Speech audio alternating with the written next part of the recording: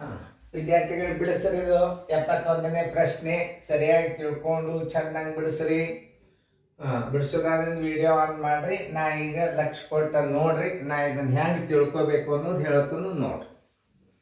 ಇಲ್ಲಿ ಈ ಪ್ರಶ್ನೆಗಳ ಹೆಂಗವ ಅನ್ನೋದು ಹೇಳ್ತಾನೆ ನಾನು. ನೋಡ್ರಿ, ಇದು 4 ಅದ, ಇದು 16 ಅದ, ಇದು 64 ಅದ. ಅಂದ್ರೆ ಇದರ ಅರ್ಥ ಏನು?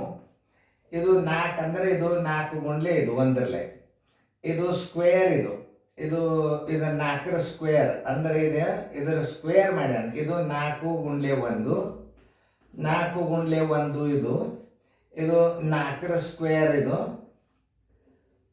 4ರ ಕ್ಯೂಬ್. ಇದು ಎಲ್ಲ ಇದೇ ಪದ್ಧತಿ ಪ್ರಕಾರ ಲೆಕ್ಕ ಮಾಡ್ಬೇಕು. ಅಂದ್ರೆ 4 ಗುಂಡ್ಲೆ 1 4, 4 ಗುಂಡ್ಲೆ 4, 4 ಸ್ಕ್ವೇರ್ ಅಂದ್ರೆ 4ಅನ್ನು 2 ಸಲ ಇಟ್ಟು ಮಾಡ್ಯಾನ. ಇಲ್ಲಿ 4ಅನ್ನು 3 ಸಲ ಇಟ್ಟು ಮಾಡ್ಯಾನ. ಅದರಂತೆ ತಳಗಿಂದ ನೋಡ್ರಿ, 6 ಗುಂಡ್ಲೆ 1 6, ಇಲ್ಲಿ 6ಅನ್ನು 2 ಸಲ ಅಂದ್ರೆ 36 ಆಯ್ತು. 6ಅನ್ನು 3 ಸಲ ಅಂದ್ರೆ 216. 6ಅನ್ನು 3 ಸಲ ಗುಣಾಕಾರ ಮಾಡಿ ನೋಡ್ರಿ.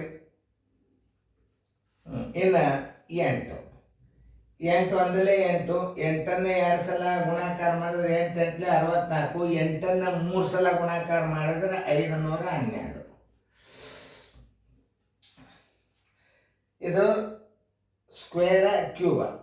ಇದೇ ಮಾದರಿ ಮೇಲೆ ಕೆಳಗಿನ ಗುಣಾಕಾರಗಳನ್ನು ಮಾಡ್ಬೇಕು ನೀವು. ಇದು ನೋಡಿ, ಇದು 8 ಆದಿಂದ 2 ಡಿಫ್ರೆನ್ಸ್ ಅವ. ಇಲ್ಲಿ +2, ಇಲ್ಲಿ +2, ಇಲ್ಲಿ +2 ಮಾಡಿದಾಗ ಏನಾಗ್ತದೆ? ಇಲ್ಲಿ 10 ಆಗ್ತದೆ. 10 ಆಗ್ತಿದು. 10ಅನ್ನು 2 ಸಲ ಅಂದ್ರೆ ಏನಾಯ್ತು? 100 ಆಯ್ತು. 10ಅನ್ನು 3 ಸಲ ಗುಣಾಕಾರ ಮಾಡಿದರೆ ಏನಾಗ್ತದೆ? 1000 ಬರ್ತದೆ. ಯಾವುದು? 10 100 1000 ಅದೇ ಉತ್ತರ. 10 100 1000 ಉತ್ತರ ಸಂಖ್ಯೆ ಬಿ. ಹಿಂಗೆ ತಿಳ್ಕೊಂಡು ಲೆಕ್ಕ ಮಾಡ್ಬೇಕು. ತಿಳಿತಲ್ಲ? ಒಂದ್ಸಲ 1-2 ಸಲ ವಿಡಿಯೋ ನೋಡಿಬಿಟ್ರೆ ನಿಮಗೆ ಈಸಿಯಾಗಿ ತಿಳಿದ್ಬಿಡ್ತಾವೆ. ಚೆನ್ನಾಗಿ ಫೇರ್ದಾಗ ನೋಡ್ರಿ. ವಿಡಿಯೋ ಹೆಚ್ಚು ನೋಡಿದ್ರಿಂದ ಗಣಿತ ತಿಳಿತಾವೆ. ಓಕೆ, ಚೆನ್ನಾಗಿ ಫೇರ್ದಾಗ ಬರ್ಕೊಡ್ರಿ.